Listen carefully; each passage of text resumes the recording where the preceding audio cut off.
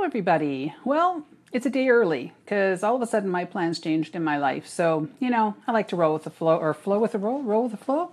I don't know. I go to say things and sometimes I don't even know what's coming out of my mouth. So anyway, I wanted to make sure that I got something made for you for this week. So we decided to do our video today on Tuesday instead of on Wednesday. So hopefully you get a chance to join us, and maybe you can pop in and watch later on after I'm gone. So I won't be back until Monday of next week, but I'll make sure that I do our regular Wednesday at 12:30 because I think people are getting used to that. So anyway, did everybody have a good turkey day? We ate Thai food instead of turkey because, well, my kids were busy, and hey Jean, thanks for joining me. Yeah, so my kids are grown up and doing their own thing, and they were off having turkey with friends and stuff like that. So my husband and I just thought, well, let's just do nothing. So it was actually my girlfriend Stephanie's birthday, so we decided to all go out for Thai food, which was kind of perfect anyway. So all right, so you may notice that I've got a different backdrop. We spent all of Sunday at the store redoing the back room here. We are trying to expand how we do business a little bit. We are going to be more on, have a bigger online presence, because now that I'm doing these videos, especially, we're getting a lot of people asking us if we can get more of our product online. And we have a lot on there, but we need a lot more. And I just can't do it all. So Colleen is going to come in the back. I got her a computer, and we got a new desk area. And so we had to revamp the whole back room. It was a lot of work. And we really noticed how bad the walls look. But because I'm not sure if we're going to stay in this actual location, we didn't do a whole lot. So we just moved things around. So when you come in, it's going to look completely different. It'll be a little bit easier for classes now. So everybody's going to be sitting at a communal table instead of our class tables being split up. So that's going to be a whole lot nicer. I think it's better if everybody can have a little chat and that sort of stuff. So anyway, I am going to do the project today that I was going to do last week when I did the Halloween earrings. And oh my gosh, we've had so many people look at that video. I think I've had over 13,000 people look at that video. Isn't that crazy? It's pretty exciting to know that many people have looked at it. We've had so many nice comments, and I think everybody really liked the little skull witchy things, whatever we want to call them. I thought those were the best ones. So anyway, so today what we're going to do is we're going to take some 18 gauge craft wire. So I'm just using a regular, this is the Bead Smith one. I don't want to use anything really soft on this. I want to use sort of a bit more of a half hard wire. So I like these ones that are in the tall spools. You could use, I've made this bracelet in copper, and it looks fabulous oxidized. So you just put it in your liver of sulfur. It takes a little bit of time to do that, so I didn't want to do that today. But it looks good in all the different color metals that they have here. You can use copper, like I said. Sterling silver would be fabulous. Oxidize that, and it would be really nice. It would just be a little pricier, but the wire isn't actually all that expensive anymore. So just make sure that you use a good sort of a half-hard 18 gauge wire. So we're going to use that. And then I'm using some agate beads. They're about a 10 millimeter bead. You can use anything as long as you can get your 18 gauge through there. I guess you could use crystals, but because we're going to be hammering, you kind of have to get close to the end, and I'm always a bit fearful of cracking them because crystals are glass. So I tend to stick to more like natural stones, my semi-precious stones on something like this. You could maybe use wood, just really all it is experimenting a little bit. And as far as tools, we're going to be using our cutters, our flush cutters. And we're going to be using our chain nose pliers. We got new ones in the back. Remember those ugly yellow ones that I've been using for 7 years? And they were getting slimy. Like you would pick them up and they'd be like all gunky. So we got new ones. So new chain nose. And we're going to use a ruler today and round nose pliers. And then I'm using this, they're bail making pliers. And I meant before I started to measure it. So let's see, how big is this? This is about, I think this is the 5 millimeter by 3 millimeter. Yeah. So they're just, it's sort of like the smaller one. They come in 3 different sizes, and this is a bit of the smaller one, but I'm going to be using the larger of the 2 barrels on there. We have lots of customers in the store, so it's a bit noisy out there. We're also going to be using our chasing hammer, and we're going to be using a bench block, and then I'm sticking a puck underneath it just because I don't want to have too much noise in here. And we're going to be using a Sharpie, and then we've got some little jump rings. I think these are these were actually some ones that we used to use when we did chainmail in the store, so they're kind of a weird size. They're 18 gauge because I wanted them the same gauge as the bracelet. Normally I would probably make my own, but they take a little bit of time, and again, I don't want you to have to be sitting here all day watching me. So these are an 11/64, so they're about a 5mm jump ring. And then I'm going to show you how to use this fancy little gizmo. It's a bracelet sizer, and a lot of people don't know how to size their bracelet, so we're going to use that.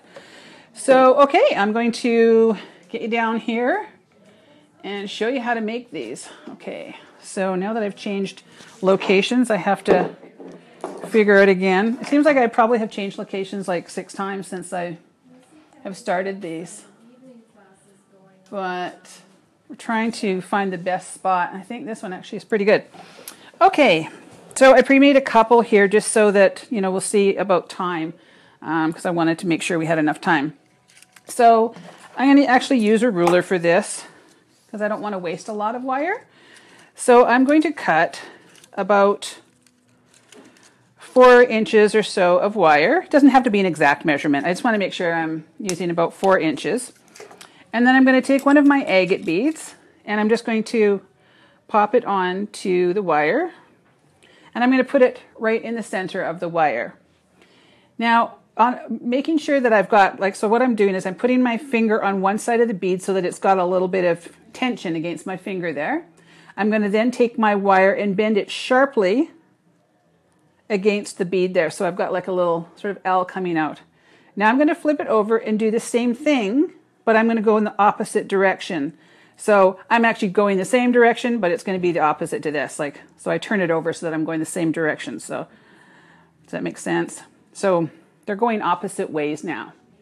Okay, so now I'm going to take this top one and I'm going to sharply mold it around my bead, and I'm going to bring it right around until I stop. I'm going to stop right where that hole is on the opposite side.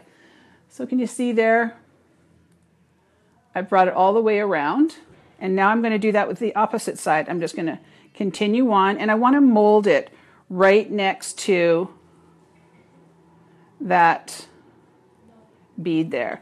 So I called these this bracelet Orbital Bracelet because to me it looked like little sort of Saturn rings around this. So now you can see I've got my wire going around the bead on both sides, and I've got my wire coming out on each side. So now what I'm going to do is I'm going to take my bead, hopefully you'll be able to see what I'm doing here. I'm going to place my bead, I might have to show you in 2 different angles. So what I do is I take the hole and I place it at the 0 on my ruler. So I'm going to take the hole there, get my little Sharpie ready, and I like to actually mark this because I find it makes it a little bit more precise. So put my hole there on the 0, and then I'm going to go to the 7/8 mark. So you know the 7/8 is like they have short little marks, and then they have little marks a little bit longer next to it. So I'm going to count up 7 of those longer marks. So make sure that it's pretty exact. And I'm going to mark that with my Sharpie. And then I'm going to turn that over. And I want to make sure you see how this one is sort of, can you see how that wire is kind of turned up there? I want to make sure that I pull that down. So now they're both kind of parallel to each other. So again, I'm going to put the hole at the 0. And then I'm going to find the 7/8 mark, and I'm going to mark that. Okay.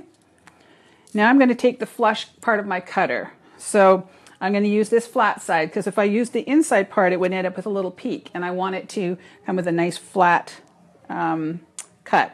So I'm going to go right on that mark, making sure that my flush part is on the inside, and I'm going to cover that over because that's quite sharp or like a real heavy gauge, and I'm going to cut that on both sides. Okay, so now what I should have, if I've measured correctly, is I should have 7/8 of wire, inches of wire coming past the point of this little hole here. Okay, so that should be the same on both sides.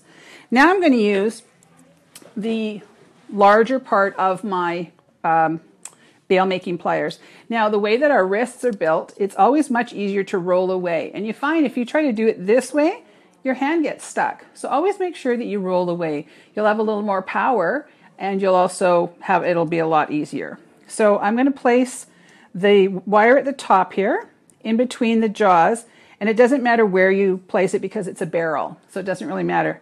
So I always use my thumb as a little bit of a tool because we have strong thumbs, so I like to roll into it. So I'm going to roll into it, and when it gets uncomfortable, I'm going to open it up, and I'm going to keep rolling it until it comes right on top of itself. So it kind of looks like a little snowman there. Oh, hi, Barb. I know, what the hell, it's Tuesday. I know I've had some plan changes. Jesus, I can't talk today. And I'm just not going to be able to do it tomorrow. So I thought I better do it today. So you had nothing to do today anyway, Barb. You want to watch me all day. You know you do. So here you are. There you go. Okay. So I'm going to place the other side. So I want to make sure that I'm going in the right direction. So I've got the wire coming towards me. And I don't want to have any wire poking out the top there. So you can see there that there's no wire coming out the top. And again, I'm going to use my thumb as a little bit of a brace, roll until it gets uncomfortable, reposition, and then roll right on top. So now I have sort of a little, see if you can see that. Looks like a little bit of a figure eight of sorts, I suppose. So we've got wire actually encasing this whole piece. So now I'm going to take my bench block and my chasing hammer, and I want to have it all lined up so it should all be exactly the way that I want it. And I'm going to use this part of my chasing hammer, so I'm going to use the larger sort of domed part, and I'm going to place it off to the side. I only want to be hammering these round loops. I don't want to place it up here and then hammer this way because it's going to bend them. So by doing this, it kind of actually isolates. So I'm going to just, I kind of have to tip it a little bit because I don't want it to hit what anything else but this round loop. Now, I also want to kind of planish this a little bit, and planishing means you're kind of like spreading your wire out a bit. So when I'm coming around this top part, I want it to look just a little bit thicker. So the motion that I'm going to be doing now is I'm kind of coming down and coming across. So it's sort of like, here's an exaggerated version of what I'm doing. So, because I want that top part to look just a little bit thicker.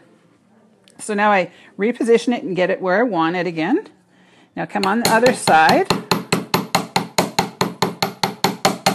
Now I'm going to planish that top part. So it kind of spreads the wire apart. So now, can you see how I've got that nice little link? So it's a really cute little way of embellishing just really simple beads. And it's pretty easy to do, and this is pretty sturdy. You'd have to really tug on it in order for it to fall apart.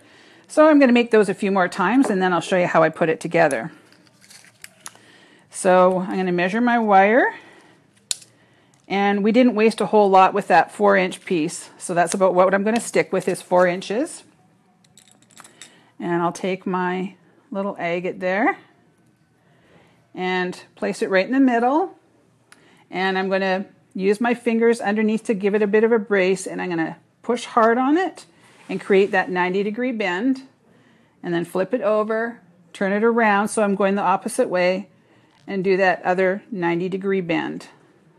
Okay, so we should sort of have like a little, like a little sort of zigzag zeddy kind of thing hanging out there. All right, now I'm going to bring that wire. All of a sudden I'm having like a massive brain fart. Do you ever get those? Is it just old age-itis? I just did it and I'm like, what am I doing? Oh, Lord. Okay, so I'm going to mold that around the bead. And I think this one's cut kind of funny because it's not cooperating, but we'll make it work. So bring that all the way around until it comes across where that opposite hole is. Now take this one, the long one, on the opposite end, and now you want to make sure you're molding that around that bead. You don't want to just sort of pull it around, you want to mold it. And bring it all the way around until it's on the opposite side of the bead. So remember, we want those to be parallel to each other. Now I'm going to lay it down on my ruler and get my Sharpie ready. And I'm going to place the top hole there at the 0, and then I'm going to mark at the 7/8 mark, and then I'm going to turn that over and place that one at the 0 also, and mark that at 7/8. I found for this size bail making plier that the 7/8 works really nice in making a nice complete loop. Okay, so now I'm going to trim off that excess, making sure that my flush cut is on the inside. So I'll trim that off. Do that on the opposite side. And then come in with my bail making pliers, making sure that there's nothing coming out the top. And roll away. Roll away until it comes right on top of itself. So we've got sort of like the little head on the snowman. And you can just keep going until it's right up nice and tight. And yeah, this bead must be cut a little wonky, but I don't think we'll be able to tell once I'm done. Okay, so flip it over and do the opposite side. So keep going. Oh, I'm off camera there. Sorry. I'm like forgetting what I'm doing here. Okay, yeah, that one is cut very strange. But I'll bet when yeah, there, I can just push it out of the way. Okay, so now I've got my little sort of figure 8 of sorts there. Okay, so now I'm going to come in with my bench block, and I'm going to place that right on the edge again so that we don't end up hitting something that we don't want to. Now, do you notice how I'm holding my hammer? You want to hold your hammer at the end. Let the barrel, or the top, I don't know what this is called, the head, do the work. Women tend to want to hold like this and do like a little elf kind of tap, but that doesn't work very well. So you want to make sure that you're actually letting the hammer do the work. You'll find it's a lot easier on your hands. So hammer that flat, and then remember I'm going to planish it, so I'm going to be coming down and scooping across it. And I'm really just planishing the top. I don't want to planish the sides because I don't want it to look too beefy. So just the top.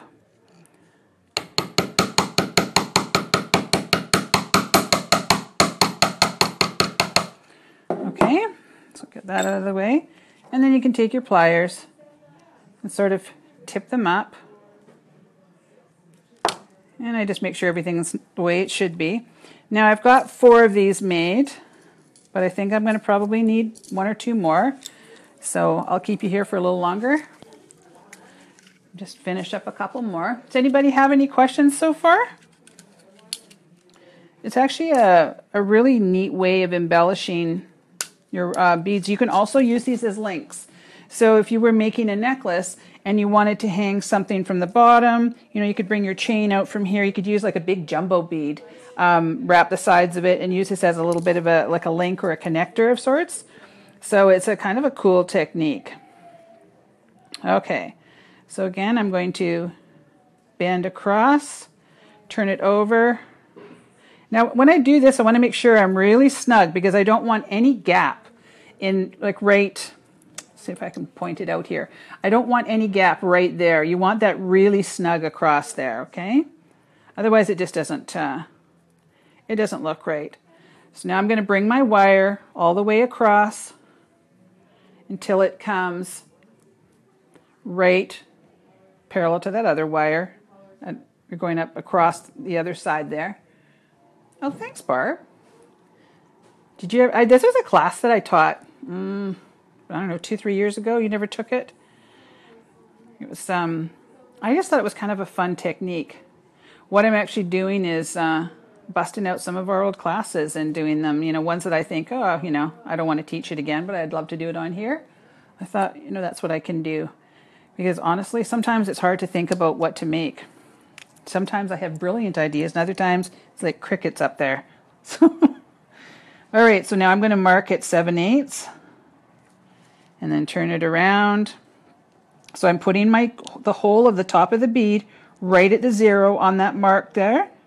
And then I'm going for my 7/8 so I can cut it evenly. You want to make sure you can't really eyeball this one. It's got to be an exact cut or you won't have a nice loop.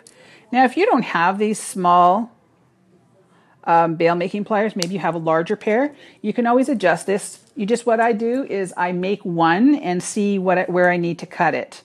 So I wouldn't recommend using just a regular pair of round nose pliers because you'll never get it in the same place and it just won't work because these are conical and so they go, you know, up like a cone. And it's just not going to be the same. You really do need the barrels like that.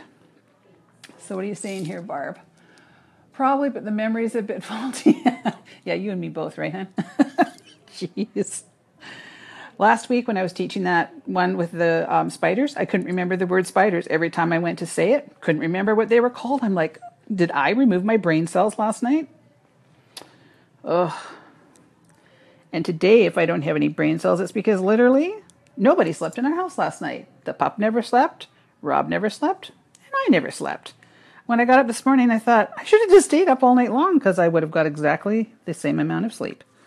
So we're all kind of dragging it today a little bit. Okay, so I've made my little loops and I'll just do any adjustments. Okay, so now I've got my little sort of figure 8 kind of things. Well, Katie's here. Hey, Kate, thanks for joining us today. We're playing with wire and having some fun. All right, so now I'm going to do my hammering. And then remember, once I have that done, I'm going to planish the top. So you sort of pull it out and drag. I just kind of like the way that ends up looking. I don't know if you can tell on there, but it kind of up here, it just makes it a little bit thicker. So I've always liked a bit of a planished look. Oh, hi, Rosario. Thank you for joining. Oh, thank you for the compliment. I appreciate that.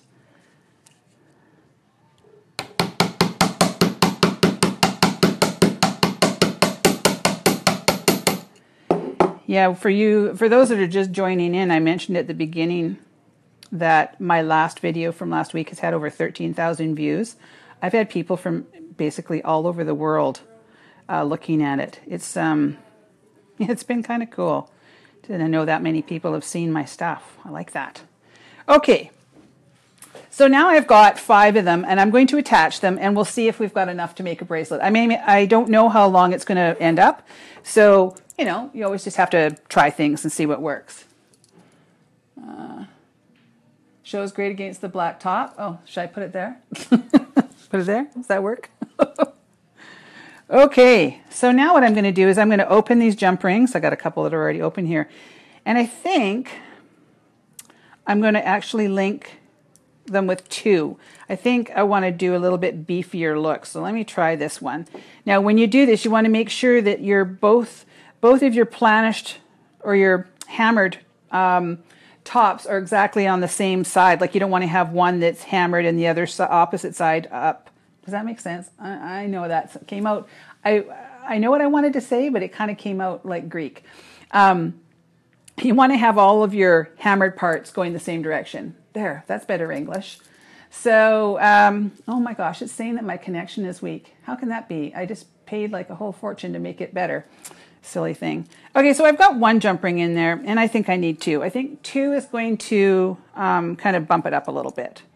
So let's try that. So remember, when you open a jump ring, you always want to open it back and forth like this. Never want to go that way because you'll break the neck. So I'm going to add the second one, and I'll see how that looks. Yeah, I like that. That looks much better. Hey, Leanne, thanks for joining us today. You're kind of coming on the end, but I'm going to be making another one of these probably, so you should be able to see. So what do you think? Do you like the 2 jump rings in there? Can you see that? This camera is on a completely bizarre angle for me, so I can barely see what I'm putting up here, so I have no idea what it looks like, so I'm just kind of guessing, but I think that the 2 is the way to go. So I'm going to just attach a couple more here, and then we'll see if we have enough length. So it's really, well, it was busy for a few minutes here just when I started the video, but it's been kind of quiet in the store today. We think everybody's in a turkey coma because it was kind of quiet out in the world yesterday. Everybody's full of turkey and pumpkin pie. I kind of missed having a turkey dinner, actually. I like turkey. It's one of my favorite meals. I guess we could have gone out and foraged for some, but You like the 2 on there, Jean? Thanks. Yeah, it just gives it a bit more, I don't know, the 1's kind of wimpy looking. I think 2 gives it a bit more of a beefy look.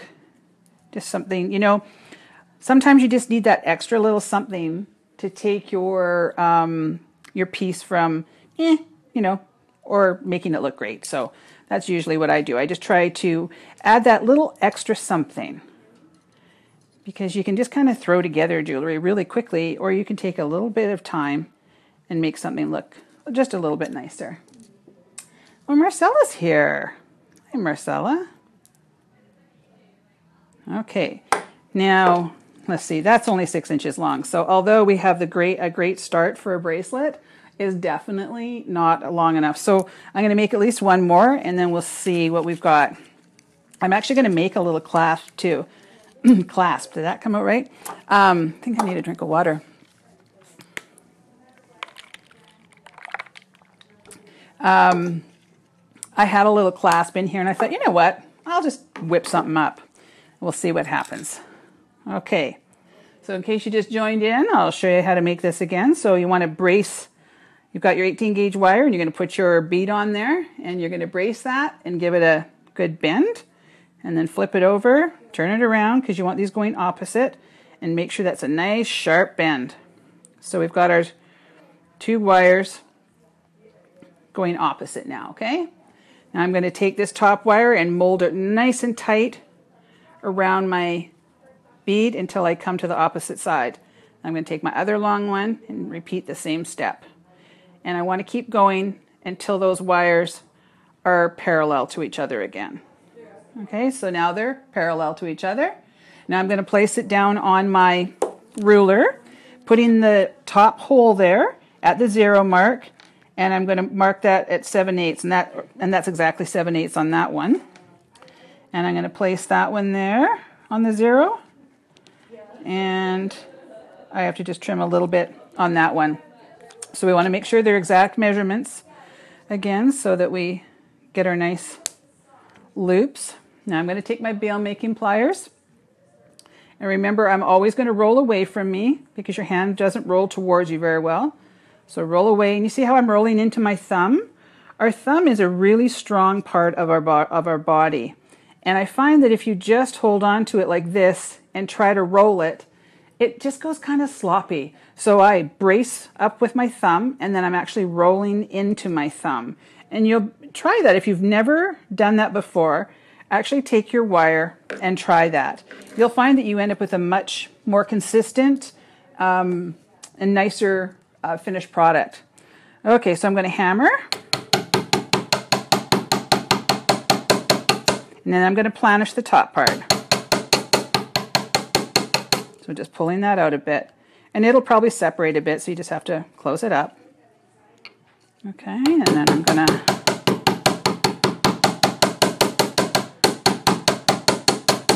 I know it's kind of hard to talk and hammer. You can't hear both, although I have a big booming voice. All right, so then I get that all looking nice. So there we've got our nice little link again. Okay, and then I'm going to take our 2 jump rings. Now I have to make sure that these are going the right direction, because it's easy to get it flipped over. Okay, and I'm going to attach I've got 18 gauge jump rings that are 11/64 in size, which is basically about I think it's 5-inch inner diameter. It's funny, some jump rings come inner diameter and some come outer diameter, so we have both in this store. People ask for this, you know, ask for one and ask for the other, so I never know what size they are. Okay, so now you can see what I'm doing. This does not work, but I'm just kind of getting a basic on here. When you measure a bracelet, like this one says it's 7 inches on here, but you have to take into consideration the circumference of the beads. So if I was to put 7 inches around my wrist, it's going to be a whole lot smaller. So I'm actually going to show you how to use this little gizmo once I get this bracelet together, and I'll show you what I mean. So Marcella, let's see, what size are...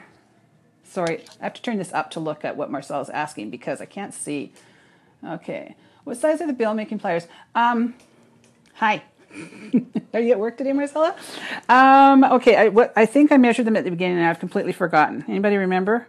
They are 5mm on the larger loop, and then I think it's 3mm on the small one. So Marcella works at Beauty and the Bead in, is that what, Beauty and the Bead? I always try to remember if I'm saying it the right way. At the wonderful bead store in Bellingham, and so they buy from the same suppliers. So Marcella, I think these are the small bail making pliers from Helby. So I tried it with the bigger ones today, but I didn't like the way that it looked, so I'm using the smaller one. Okay, so that's what we're using today, and we're using 18 gauge wire and then just our beads. All right. Oh, you're on a break. Oh, thanks for watching me on your break. I'm off kilter here today, aren't I? You guys can see our bathroom. They told us we had to put up a handicap sign, so I printed one off and stuck it under there. Is that cheesy or what? Or cheap? Okay. All right, Jazzy's here too. The gang's all here. Okay, so what I'm going to do now is I am going to make a little clasp. Okay, let's see if we can make a clasp. I'll tilt you down here again. Is Linda there today, Marcella? Or is she away at a show? Okay, so I'm not sure how I'm going. Oh, she's back to, oh, you're going back to work? Okay, sorry, bye. Say hi to everybody there for me, Marcella. Okay, so I'm going to cut some wire. I don't know how long. I'm just going to kind of make this up, okay? Because I didn't really have a plan. But I thought, well, instead of doing a store-bought one, let's make a little, just a simple little one. So I want to make sure that this one end is flush cut. So I cut it with the flat part in. And now I'm going to take my chasing hammer and I'm just going to sort of planish out the end. So I'm going to make a little paddle, kind of like I did on my piece where I'm planishing. I'm sort of hammering and then pulling. Okay. So you can see that just kind of made a little, I don't know if you can see that. Get my hand out of the way there. You can kind of see I made like a little paddle. Okay, so now I'm going to take my round nose pliers and go at the end there. And again, I'm using my thumb and I'm rolling away from me. You'll find it a whole lot easier when you roll away. So roll away. And I'm just going to keep going until I have sort of like the start of a little shepherd's hook. Does that show up on there? Okay, so do I want a big chunky one or do I want a small one? You know what? I think I want a bit of a chunkier one. So I'm going to place this little sort of shepherd's hook on top of my Sharpie. A Sharpie is the best mandrel. So what I do is I place it on top like that. So I've got my little end coming up. So you see it like that? There. Does that look? You can see that? And then I'm going to pull that underneath like that. Okay, so now you can see it's like just like a little shepherd's hook. So I just need to tweak this a little bit. It kind of rolled there. Okay, so now I need to just cut this about, I'm going to try and cut it about here. I always cut long because you can trim it up, but you can't make it grow again. So I'm going to just make it a little bit long. So now I'm actually going to try using the small end on here. So I want to, on my bail making pliers, so I want to have the front of the shepherd's hook coming towards me because I'm going to roll away. I want to make just a little hook, a little loop. And that's what I'm going to attach it with, is that little thing. Now you could, what I'm probably going to do just to harden this a bit, I probably should have a plastic mallet, but I don't have one with me. So I'm just going to take my hammer and the chasing hammer, and I'm going to just lightly, I'm not really wanting to harden this, like make it super, super flat. I'm just going to, in the round part, just kind of harden it a bit. Now you can see when I hardened it, it opened up a fair amount. So I'm going to place it back on the mandrel and just give it a little squish. And then I'll take my pliers and just kind of, there we go. So there's a really easy, quick little, can you see that? Again, I can't tell anything because I'm just going to turn this up. Okay, so yeah, see now I can see it, so I can tell you what it looks like. But I mean, that took me no time at all. It's so easy to make your own clasps. So, I mean, that was about 3.5 inches of wire. So you can make that with any kind of a mandrel that you have. And it's really just a little bit of an experimentation to see, you know, the size. But I really like that. I think it's going to look really nice on here. Okay. Put it against the black sleeve. I can't lift that arm up, Jazzy. That's the bum one. There we go. I need an assistant. Who wants to be my assistant? There we go. Looks good, huh? Okay, back down. It's so hard to read everything when it's like this. So now what I'm going to do is open this up. Again, you want to open it up like a jump ring. You want to open it up back and forth, not this way. You'll break the neck. And I'm going to place it in the end of my bracelet and close it up. And there you go. I just got to close that up a little better. It didn't. There we go. Always take the time when you're making jewelry to make sure all your jump rings and everything are nicely closed. You don't want anything catching.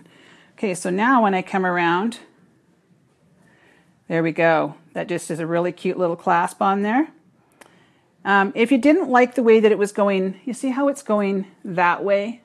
You could add some more jump rings so that it ended up going flat across instead, but I don't think it's too bad. So I just want to explain something here.